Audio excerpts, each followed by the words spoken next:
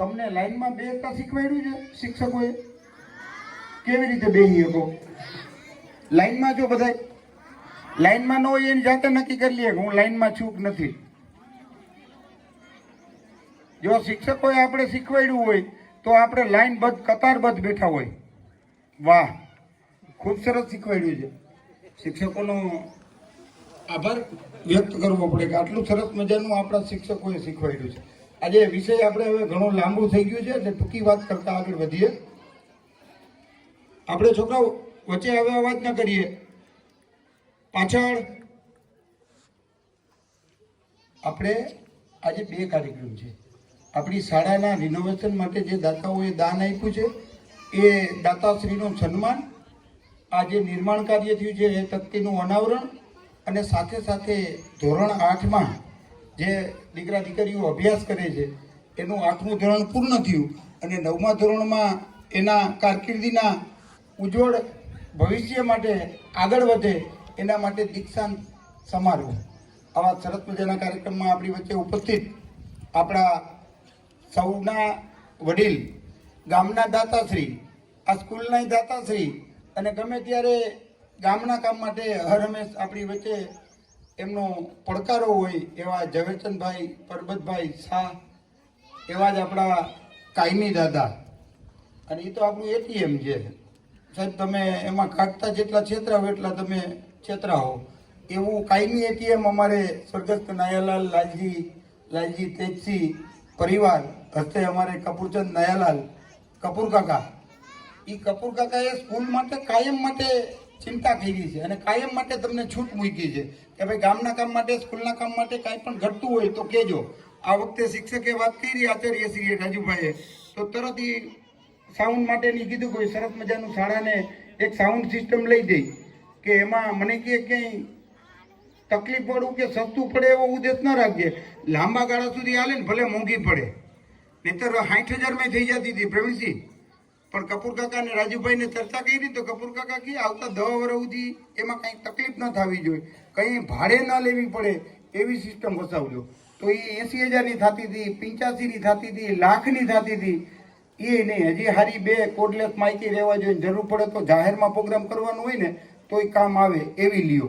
એટલે 1,10,000 રૂપિયાની આ સાઉન્ડ સિસ્ટમના દાતા છે ને કાયમી જરૂર પડે તો અહીંયા એમનો પડકારો આપણી સાથે છે એવા કપૂર કાકા, અમારે ભાઈ વિરચંદ કાકા, એ પરેશ અમારે મિરજ ને પરેશ, એની એ કાયમી છૂટ છે. ગામ માટે કાંઈ કામ કરવાનું હોય, સ્કૂલ માટે કામ કરવાનું હોય તો પરેશનો પડકારો છે. અને આ સરસ મજાના પંખા નાખવાના હતા ને એ આપણા પરેશ કેશવજી દોઢિયા અને લાલજી ધરમસિંહ શાહ, એમની તરફથી આપણે આ શાળાને મળ્યા છે. લાલજીભાઈ ધરમસિંહભાઈ શાહ, એનું કાયમ આપણે યોગદાન બીજામાંય, સ્મશાનનું હોય તો ભલે, ગૌશાળાનું હોય તો ભલે, શાળાનું હોય તો ભલે, એમનું કાયમ દાન મળે છે. એવા ધરમસિંહ બાપાના લાલજીભાઈને પણ આપણે યાદ કરીએ. ગામના સૌ આગેવાનો, મગાભાઈ, ભગાભાઈ, જીતુભાઈ, પ્રવીણસિંહભાઈ, શૈલેષભાઈ, સૌ આગેવાનોના નામ આપણે લઈ શકાય. અને અમારે દાતા દબાસંગના છે અને આ સરસ મજાનું પાણીનું પરબ અમારે રૂપેશભાઈ, વિરચંદભાઈ, અમારે પપ્પા બાપા, એમના પરબત પોપટ બાપાનો પરિવાર, પરબત પોપટ શાહ, એવા રૂપેશભાઈ પણ ઉપસ્થિત છે. સૌ ગ્રામજનો અને અભિનંદન કરવા પડે. વારંવાર આપણે ઓલો શું છે, વારંવાર અભિનંદન કરવા પડે, વારંવાર આભાર કહેવો પડે, એના કારણો છે. એવા આ સૌ શિક્ષકો ભાઈ, અમારે પંડ્યાજીથી લઈને પંડ્યાજી જિજ્ઞેશભાઈ ક્યાં બેઠા છે? હા, એ કાયમ પડતા પાછળ રહ્યા છે. એવા પંડ્યાજી હોય, અમારે રાજુભાઈ હોય, કેશવજીભાઈ હોય, દિનેશભાઈ હોય, રાજાભાઈ હોય, કે અમારે આ શિક્ષક બહેનો હોય. ખૂબ સરસ કામ. આરબલુસમાં જિજ્ઞેશભાઈ અરે હમણાં હું વાત કરતો હતો ને, મને કે કામ કરવાની મજા આવે એવો સમય આવ્યો ને તો અહીં મારે સારું વતનમાં જવાનું થયું કે આ શાળાની અંદર જે કામ કરવાની ખરેખર હવે મજા લેવાની હતી. જે ખૂબ સ્ટ્રગલ કરી, ખૂબ બાળકો માટે કરી, ગામ માટે કરી, શાળા માટે કરી, અને બધું સરસ મજાનું થઈ ગયું તો અહીં એને જવાનું થયું. એવા આપણા સૌ શિક્ષકોને અભિનંદન છે, આભાર ગામ વતી કરું છું. અને સરસ મજાના આ વાલા વિદ્યાર્થી બાળકો અને બાળકો અને સૌ ગ્રામજનો, માતાઓ અને બહેનો, ભાઈઓ, વાત બે ચાર જાતની કરવી છે. આજ મને એમ થાય છે પણ ટાઈમ ટૂંકો છે, એટલે તમે મને ટાઈમ કેટલો આપશો? ઓકે, તો આપણે 12-15 મિનિટનો ટાઈમ લઈ છીએ આપણે સ્ટેજની અનુમતિથી. વાત ભારત ભૂમિને, હું આ સરસ મજાનું તમારું ગીત વાગતું હતું ને, સત સત નમન ભારત ભૂમિ ગો. આપણે એમ થાય કે જવુભાઈ ને કપૂરભાઈ ને એના હજી ક્યાં છોકરા અહીંયા ભણાવવા ગામમાં ધક્કા ખાઈએ, એવું મનમાં થતું હશે. તમને નહીં થતું હોય, તમારાથી આગલી પેઢીને થતું હોય, વાંહે બેઠા છે ને આજુબાજુ બેઠા છે ને. પણ ખરેખર વાત કરીએ ને, સત સત નમન ભારત ભૂમિ કો, આ માતૃભૂમિને વંદન છે. એનું ઋણ ચૂકવવા માટેની આ તક છે. એના માટે થઈને આ પ્રયાસ છે. ગામમાં પાણી ટાઈમે મળે કે ન મળે, ગામની ગૌશાળામાં નીણ પડે કે ન પડે, ગામનો રસ્તો સારો થાય કે ન થાય, ગામમાં પાણી રોકાય કે ન રોકાય, એની ચિંતા ગામમાં રહેવાવાળા કરતાં બહારના શું કામ કરે? એ એની પહેલી ફરજ છે. ગામમાં રહીએ છે ને, કદાચ એની એટલી ગંભીરતા ન હોય, પણ ગામની બહાર નીકળ્યા પછી ખબર પડે ગામની આ વસ્તુની કિંમત કેટલી છે. આ વડીલો જે ચિંતા કરે છે ને, એ એના માટે છે. આજે આ વિદ્યાર્થીઓ પૂરતો આ વિષય નથી, પણ વિદ્યાર્થીઓના મા બાપને લાગુ પડે ને, આ એની એ ચર્ચા છે. આ એના માટે થઈને આ વડીલો કૂચે મરે છે આપણા ગામ માટે, કે સત સત નમન ભારત ભૂમિ કો, એ આ માતૃભૂમિને વંદન. અટલ બિહારી વાજपेयी કહેતા હતા ને, ये भारत कोई भूमि का टुकड़ा नहीं है, ये भारत कोई भूमि का टुकड़ा नहीं है, ये जीता जागता राष्ट्र पुरुष है. આ રાષ્ટ્રવાદની વાત છે ને, ये वंदन की भूमि है, ये अभिनंदन की भूमि है. આ ભારત ભૂમિ છે ને, એ વંદન કરવા જેવી છે, એને અભિનંદન કરવા જેવી છે. એટલે આ બધી તક છે. કારણ કે અહીંયાનું પાણી છે ને, એને ગંગા કહી છે. અહીંની આપણી ભલે ને આ વોકરો આપણો આયલો જાય છે, પણ આને આપણે ઉગમના મોઢે જાય છે ને, તો આપણે એને ગંગા માનીએ છીએ. ભારતની બધી નદીઓ છે એ ગંગા જેવી છે, અને અહીંના તમામ પથ્થર એ શંકર છે. આપણે ગમે એને સારો પથ્થર લઈને હનુમાનજીને શિવલિંગ બનાવીને બેહાડીને પૂજીએ છીએ. એ ભાવ છે આ ભૂમિમાં. આ એના માટેનો આ ભાવ છે, એ આપણા સૌમાં જાગે, ગ્રામજનોમાં જાગે. અહીંયા ક્યાંય આપણે જ્ઞાતિ, જાતિ, ધર્મ, સંપ્રદાય, વિસ્તાર, કોમ એને ગણતા નથી. આ ગામ જવુભાઈ વાત કરતા હતા, અમે રસ્તામાં આવતા હતા ને થઈ, કે આરબલું છે ને, એ ગોકુળિયું ગામ બને એમ છે. આપણું આરબલું ગામ ગોકુળિયું ગામ બને એમ છે. આપણે ક્યાં વાકે અટકીએ છીએ, ક્યાં વાકે આપણે સરસ મજાની પાણીની વ્યવસ્થા નથી કરી શકતા, સારા રસ્તા નથી કરી શકતા, ગામની અંદર સ્વચ્છતા નથી રાખી શકતા. ક્યાંક ને ક્યાંક આપણે બેહવાની વ્યવસ્થા ક્યાંક બગાડી છીએ, ક્યાંક ગૌશાળાનું હોય, શાળાનું હોય કે સરકારી મકાન હોય, એ કેમ સારું નથી રાખી શકતા. એ આપણે અંદરથી વિચાર થાય છે ને. આ વિદ્યાર્થી કરતા ગ્રામજનોને લાગુ પડે એવી વાત છે.